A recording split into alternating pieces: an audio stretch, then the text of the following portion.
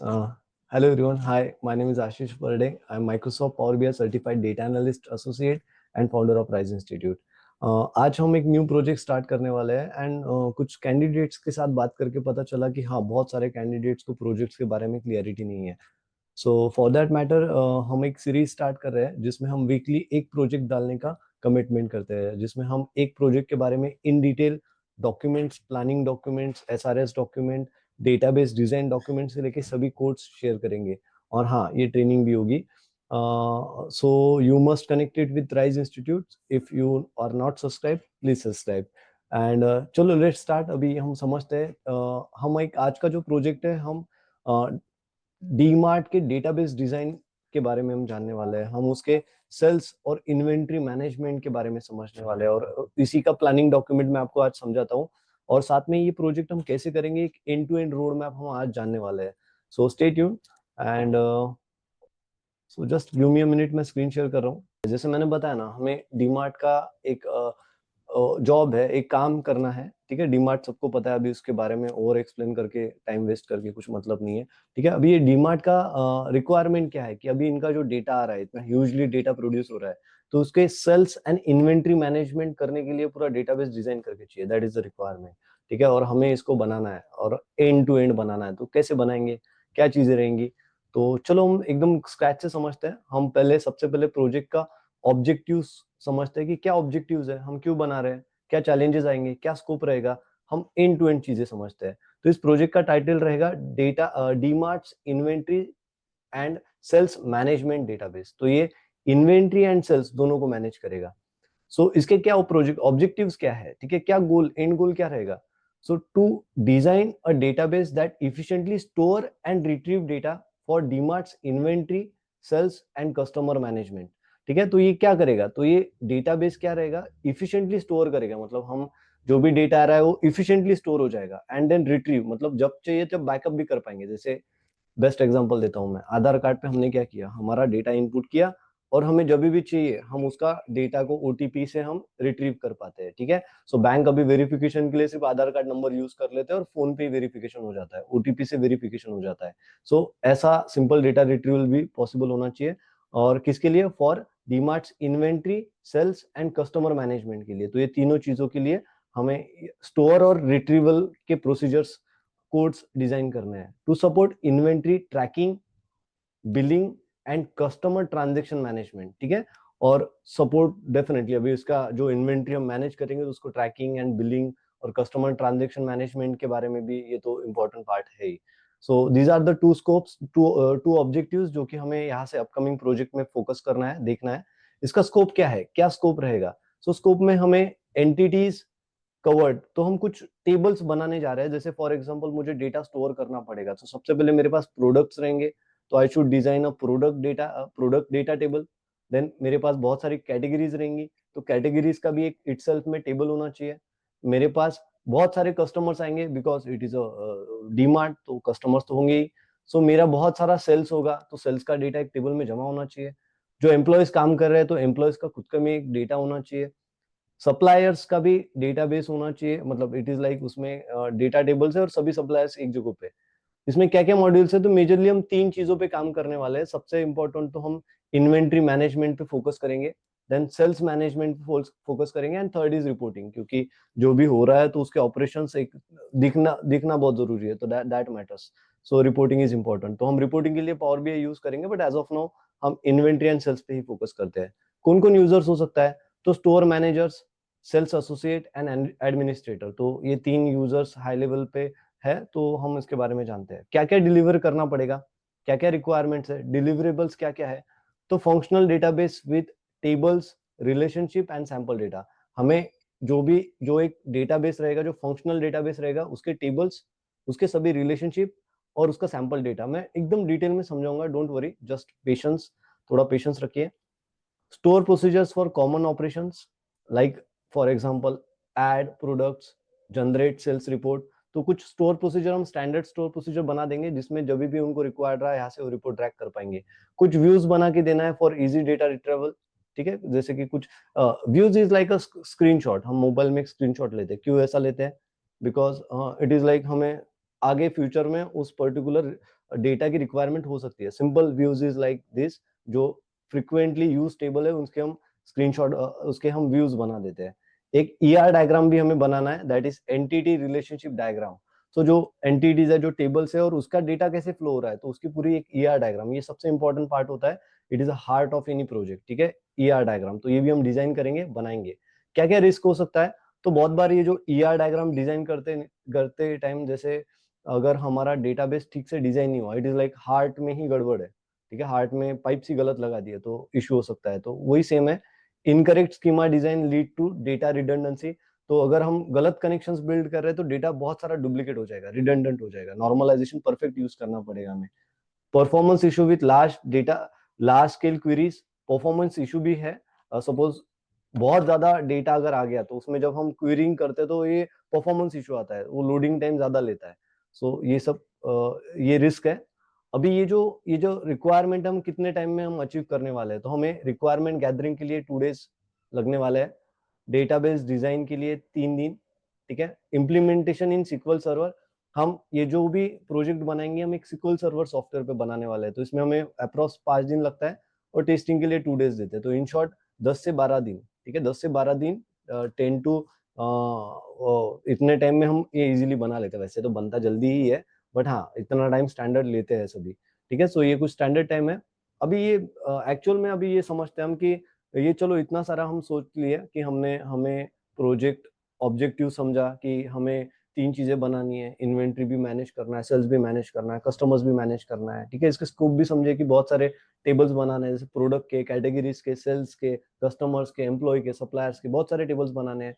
High level पे 3 modules पे काम करना है, क्लियरिटी तो आ गई। बट अभी अभी बनाएंगे कैसे, मतलब अभी स्टार्ट कैसे करना है, डायरेक्ट टाइप करना है, नहीं, ठीक है। तो अगर हमें कोई भी प्रोजेक्ट को अगर बनाना है तो हमें समझना पड़ेगा एसडीएलसी मॉडल, ठीक है, that is software development life cycle. तो ये पूरा सॉफ्टवेयर डेवलप होता कैसे है, तो ये हम थोड़ा डिटेल में समझेंगे, ठीक है। हम थोड़ा टाइम एक्सटेंड करते हैं, बिकॉज मुझे बस ये इतना पढ़ के आपको घर पे जाओ ऐसा नहीं करना है। मेरी इच्छा है कि हम कुछ चीजें डेप्थ में पढ़ेंगे, डिटेल में पढ़े। सो अकॉर्डिंगली ही ये सेशंस रहेंगे। सो ये हमने सब डिलीवरेबल्स और ये सब जाना, ठीक है। अब थोड़ा हम आगे बढ़ते हैं, मैं आपको एसडीएलसी मॉडल के बारे में थोड़ा इन डिटेल समझाता हूँ। मैं बताता हूँ कि एसडीएलसी मॉडल एग्जैक्टली काम कैसे करता है, और हम जानते हैं बहुत कुछ उसके बारे में। सो अगर हमें सॉफ्टवेयर डेवलपमेंट लाइफ साइकिल के बारे में अगर इन डिटेल समझना है तो सिंपली आप ये समझो कि एसडीएलसी मॉडल में फिश मॉडल आपने समझ लिया तो आपको सब आता है, ठीक है। आप किसी भी टाइप का सॉफ्टवेयर बिल्ड कर पाओगे। तो ये क्या फिश मॉडल क्या बताता है हमें, ठीक है। तो fish model defines at the start off peak, हम जब भी स्टार्ट करते हैं एकदम जो जो स्टार्टिंग पॉइंट होता है ना, ये जो स्टार्ट पॉइंट दिख रहा है आपको, that is requirement gathering point. तो हम सबसे पहले रिक्वायरमेंट गैदरिंग करेंगे। आप समझो ना, डीमार्ट का प्रोजेक्ट लेना है तो क्या बस वो उतना बोलने से हो जाएगा, नहीं ना। तो हमें इन डेप्थ जाना पड़ेगा, हमें समझना पड़ेगा कि एग्जैक्ट चैलेंजेस क्या आ रहे हैं, क्या इश्यूज उनको फेस हो रहे हैं। तो हमें प्रॉपर रिक्वायरमेंट गैदर करना पड़ेगा। तो इसके लिए एक डॉक्यूमेंट बनाया जाता है, उसका उस डॉक्यूमेंट का नाम होता है BRD document, business requirement specification document. बहुत सारे डॉक्यूमेंट होते हैं, एसआरएस डॉक्यूमेंट, बहुत सारे डॉक्यूमेंट, सभी धीरे धीरे देखेंगे, ठीक है। सो हम सबसे पहले एक बीआरडी डॉक्यूमेंट बनाते हैं, that is business requirement document. ये स्टार्ट होता है, हम स्टार्टिंग में जैसे डीमार्ट का प्रोजेक्ट बना रहे तो डीमार्ट के जो भी टेक्निकल टीम है, उनका प्रोडक्ट ओनर, उनके साथ डिस्कस करेंगे एंड रिक्वायरमेंट गैदर करेंगे। जो भी रिक्वायरमेंट हुई, कभी भी मैं ऐसा नहीं होता कि हमने डीमार्ट से बात कर ली और हाँ बनाना चालू कर दे, इतना इजी नहीं होता, ठीक है, इट टेक्स टाइम। तो हम नेक्स्ट जो भी रिक्वायरमेंट उनके है, जो भी उनको हमें जो समझ में आया, तो हम उसको एनालिसिस करते हैं। हम एनालाइज करते हैं कि क्या हम सभी रिक्वायरमेंट फुलफिल कर पाएंगे, ठीक है। ये समझ में आ रहा है, क्या एनालिसिस हो रहा है, रिक्वायरमेंट का भी एनालिसिस हो रहा है, क्या हम सभी रिक्वायरमेंट फुलफिल कर पाएंगे। इफ यस, तो हम उसका एसआरएस डॉक्यूमेंट बनाते हैं, ठीक है। मतलब अभी मैंने बोला है ना कि डेटाबेस डिजाइन डॉक्यूमेंट, मुझे मुझे डीमार्ट का डेटाबेस डिजाइन करना है और मैंने फाइनल कर लिया कि हाँ मुझे ये रिक्वायरमेंट है, इतने इतने रिक्वायरमेंट है। अब ये जैसे एनालिसिस हो गया, समझा कि हाँ इसमें से मैं ये सभी की कंप्लीट कर सकता हूँ, तो उसका एक डिटेल डॉक्यूमेंट बनता है, ठीक है, एक डिटेल डॉक्यूमेंट। अब ये डिटेल डॉक्यूमेंट का नाम होता है सॉफ्टवेयर रिक्वायरमेंट स्पेसिफिकेशन डॉक्यूमेंट, ठीक है। अब ये जो भी डॉक्यूमेंट है इसको रिव्यू किया जाता है, मतलब ऐसे बना दिया और हो गया ऐसे नहीं, तो एक क्लाइंट के एंड से रिव्यू किया जाता है कि हाँ आप देख लीजिए ये हमने रिक्वायरमेंट डॉक्यूमेंट बनाया, if it is okay we can continue, ठीक है, हम आगे बढ़ सकते हैं, we can move ahead. So that is like SRS document. तो ये बहुत इंपॉर्टेंट डॉक्यूमेंट होता है, कभी कभी तो इसको गॉड्स डॉक्यूमेंट एंड कुछ भी नाम होते हैं, तो इसके बड़े बड़े नाम होते हैं, but it is a SRS document, software requirement specification document. What ever is, जैसे डॉक्यूमेंट रिव्यू हुआ, क्लाइंट के एंड से ग्रीन सिग्नल मिला, हमारा काम स्टार्ट होता है, दैट इज डिजाइनिंग। डिजाइनिंग ये इट इज लाइक, अभी मुझे डेटाबेस डिजाइन करना है तो उसका स्कीमा कैसे दिखेगा, हाई लेवल कैसे रहेंगे, टेबल्स कैसे रहेंगे, उसके रिलेशनशिप कैसे रहेंगे, that is entity relationship diagram, high level to low level, सभी इसके बारे में हम समझेंगे। So that is a design. ठीक है, डिजाइन इज इंपॉर्टेंट पार्ट इसके लिए। मतलब वैसे तो डेवलपर्स होते ही है और डेटा आर्किटेक्ट भी होते हैं। डेटा आर्किटेक्ट का काम होता है इसका एक हाई लेवल डिजाइन बनाए और उसके बाद में उसका लो लेवल डिजाइन भी बनाए। तो हम इसके डिजाइन के high level and low level design बनाते हैं एंड देन अगेन रिव्यू करते हैं हमारे क्लाइंट से। ठीक है, जैसे डीमार्ट के जो भी प्रोडक्ट ओनर होगा उनसे हम रिव्यू करेंगे कि देख लीजिए ये लॉजिकल, ये लो लेवल डायग्राम है, if it is okay we can continue. ठीक है, हम उसके आगे बढ़ेंगे। जैसे ही उनसे अप्रूवल मिला, हम वी स्टार्ट कोडिंग। ठीक है, मतलब हम कोड करना स्टार्ट कर देते हैं। हम जो भी समझा है, जो भी सब, फॉर एग्जांपल टेबल बनाना है मुझे प्रोडक्ट का, तो मैं टाइप कर दूंगा create table, table name product and in that column name, data type, data size and so on. ठीक है, तो हम कोडिंग स्टार्ट करते हैं। तो कोडिंग स्टार्ट करते हैं तो ये बहुत इंपॉर्टेंट फेज होता है। डिजाइनिंग फाइनल हो गई, काम क्लियर हो गया, हम वी स्टार्ट कोडिंग। ठीक है, जैसे ही कोडिंग होता है, फॉर एग्जांपल आपने बनाया एक प्रोडक्ट का टेबल, तो क्या टेबल बनाते से ही हो गया? नहीं, हम उसका व्हाइट बॉक्स टेस्टिंग करते हैं। मतलब इट इज लाइक, जब भी हम कुछ बनाएंगे उसका सेल्फ टेस्टिंग करेंगे। So that self testing we called it as white box testing. ठीक है, तो ये कोडिंग होगा, देन व्हाइट बॉक्स टेस्टिंग होगा। और जो भी सपोज अभी आईटी का तो स्ट्रक्चर ही है, जब भी हम कोई भी चीज बनाते हैं तो ब्लाइंडली उस पर ट्रस्ट नहीं किया जाता, और नंबर्स पे भी, तो उसको क्रॉस वेरीफाई किया जाता है by the testers. Testers have the experience, have the skills, कि वो हर एक चीज माइन्यूट, फंक्शनल, नॉन फंक्शनल सभी टेस्ट करते हैं। तो उसको white box testing, black box testing भी बोला जाता है। ठीक है, तो ब्लैक बॉक्स टेस्टिंग में प्रोडक्ट परफेक्ट किया जाता है and then last part is maintenance and then जो भी चेंजेस रिक्वायर्ड हो गए सॉफ्टवेयर में, तो वो सभी चीजें देखी जाती है। तो that is a fish model. ये बहुत फेमस मॉडल है और ये फेजेस में काम करता है। सबसे पहले रिक्वायरमेंट गैदरिंग होता है, एनालिसिस, वो जो वॉट एवर जो गैदर हुआ है वो एनालिसिस होता है। एनालिसिस के बाद में एसआरएस डॉक्यूमेंट बनता है एंड देन रिव्यू किया जाता है। अगेन डेटाबेस डिजाइन डॉक्यूमेंट बनाया जाता है, high level, low level, and again review किया जाता है। कोडिंग होती है, उसको टेस्टिंग की जाती है एंड देन उसके बाद में ब्लैक बॉक्स टेस्टिंग की जाती है। तो पहले इस फ्रंट जो साइड है, ये जो है, इसको एसक्यूए बोला जाता है, सॉफ्टवेयर क्वालिटी एश्योरेंस। हम यहाँ से एश्योर करते हैं कि जो क्वालिटी बनाने वाला है सॉफ्टवेयर की वो बेस्ट होगी। ठीक है, बेस्ट होगी। यहाँ से हम कोशिश करते हैं कि सॉफ्टवेयर क्वालिटी एश्योरेंस हो, मतलब वी एश्योर्ड कि यहाँ से यहाँ तक आते थे ये बेस्ट बना। बट जो लास्ट पार्ट है that is black box testing and maintenance and testing software changes. जो भी चेंजेस आ रहे हैं मेंटेनेंस में, हाँ मुझे ये चेंज करके चाहिए, तो उसके सॉफ्टवेयर क्वालिटी कंट्रोल बोला जाता है। तो हम यहाँ से क्या करते हैं, सॉफ्टवेयर का कंट्रोल रखते हैं कि हाँ इसमें ये चेंजेस है। इट इज लाइक, आप देखते होंगे कोई भी ऐप में अपग्रेड्स आते हैं, तो वो upgrades is like this SQC. ठीक है, सॉफ्टवेयर क्वालिटी कंट्रोल। तो ये सभी के बारे में शॉर्ट में हम पढ़ लेते हैं, जो मैंने कुछ नोट्स यहाँ पे बनाए। So key phases in SDLC, that is requirement gathering, defining the projects goal, objectives and user needs. Then उसके बाद में डिजाइनिंग, डिजाइनिंग फेज में क्या होगा, creating the system architecture, data models and user interface. Third is development, writing actual code. जैसे वही ना, घर बनाते टाइम हम पहले उसका डिजाइन करते हैं 1 BHK 2 BHK एंड देन उसका डिटेल डॉक्यूमेंट बनाते हैं, वो बोलते हैं ना आर्किटेक्ट बना के देते हैं। एंड देन थर्ड फेज में क्या, डेवलपमेंट, चलो बनाना चालू करो and same. Then next is testing, testing भी बहुत इंपॉर्टेंट रोल प्ले करता है, verifying the software functionality and quality. Deployment, whatever जो भी हुआ, जैसे ही होता है मैं आपको जब वो एनवायरनमेंट के बारे में बताऊंगा तो आपको क्लियरिटी आ जाएगी। अब डेवलपमेंट में क्या होगा, installing the software in the production environment. तो अभी जो भी कोड आपने बनाया तो प्रोडक्शन एनवायरनमेंट में हम उसको लॉन्च कर देते हैं। Maintenance, provide support and updates for updates after deployment. तो ये कुछ फेजेस है।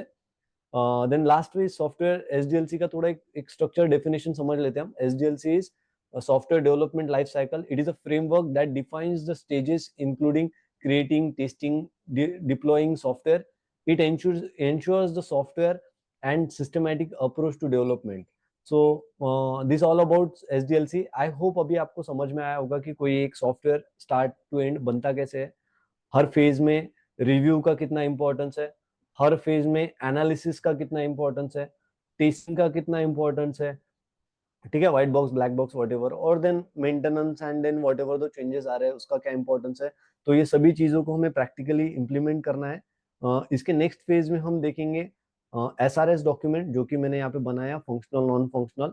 सो what is this SRS document, then उसके अंदर ये प्रोजेक्ट के अंदर ये रिक्वायरमेंट, कौन से सॉफ्टवेयर रिक्वायरमेंट हमने स्पेसिफिकेशन लिस्ट किया है, और इन सभी चीजों के बारे में हम जानेंगे हमारे नेक्स्ट सेशन में। सो अभी के लिए मैं ये सेशन को टू मच लॉन्ग नहीं करना चाहता। सो हम वेरी सुन नेक्स्ट सेशन में मिलते हैं, जहाँ पे हम इसी डॉक्यूमेंट के बारे में इन डेप्थ समझेंगे, जानेंगे, एंड देन लास्ट फेज में तो हम इसके डॉक्यूमेंट्स के स्कीमा डिजाइन करेंगे, या डेटाबेस डिजाइन रिक्वायरमेंट से लेके सभी चीजें हम इन डिटेल बनाएंगे। ये मैं प्रैक्टिकली आपको करके बताऊंगा, और मैं डिजाइन करके भी बताऊंगा। सो स्टे ट्यून। और हाँ, कुछ भी रहा तो आप कमेंट बॉक्स में भी आप टाइप कर सकते हो, आपका जो भी चैलेंजेस आ रहा है, इनकेस किसी का सॉफ्टवेयर इंस्टॉलेशन आ रहा है या किसी को नहीं समझ में आ रहा है, तो they can simply type what ever you think. And definitely अगर आपको वैल्यू कुछ ऐड होती है तो डेफिनेटली आप शेयर कीजिए, लाइक कीजिए, एंड अच्छा लगेगा एक्टिविटीज आप करोगे तो। And thank you so much for watching this till the end. And हाँ, और एक चीज एक इम्पोर्टेंट बतानी है, वी आर एक हमारा नया अपकमिंग वर्कशॉप स्टार्ट हो रहा है, जिसमें राइज बूट कैम्प नाम है। इस राइज बूट कैम्प में यही टेक्नोलॉजीज को इन डेप्थ समझने वाले हैं, एसक्यूएल को इन डेप्थ जानने वाले हैं। तो अगर आपने ज्वाइन नहीं किया है तो इट इज फॉर फ्री।